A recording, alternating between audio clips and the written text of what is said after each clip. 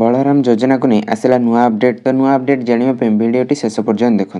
जय जगन्नाथ स्वागत करुच्ची the technology आउ एक नुआ भिडियोटी पसंद आसिले लाइक करूँ चैनल को नुआ आसले भी सब्सक्राइब कर पाखर बेल आइकन टिपी ऑल सिलेक्ट करने को जमार भी भूलु ना। राज्य सरकार बलराम योजना भूमिहीन चाषी को बिना बंधक रियायती दर में प्रदान कर ऋणर परिमाण को 2 लाख टंका को वृद्धि करुछंती।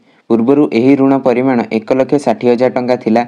भारतीय रिजर्व बैंक नुआ निर्देशनामा पर राज्य कृषि विभाग पक्षर आज बलराम योजनार हिताधिकारी को देउथिबा ऋण परिमाण को 2 लाख टंका को वृद्धि करा जायछि। राज्य कृषि विभाग पक्षर जारी संकल्प पत्र अनुसार भारतीय रिजर्व बैंक 2024 डिसेम्बर 6 तारिख में एक सर्कुलर जारी करी बंधक मुक्त कृषि और कृषिजात कार्य निमंते ऋण परिमाण को 1,60,000 टंका 2 लाख टंका को वृद्धि करछन्ती। तेणु राज्य सरकार बलराम योजनार गाइडलाइन संशोधन करी ऋण परिमाण को 1,60,000 टंका परिवर्ते 2 लाख टंका को वृद्धि विभाग पक्षर कहुई। सूचनायोग्य भूमिहीन चाषी को रियायती दर में सहजरे कृषि ऋण उपलब्ध कराइबा राज्य सरकार 2020 मसीह बलराम योजना कार्यकारी करुछन्ती।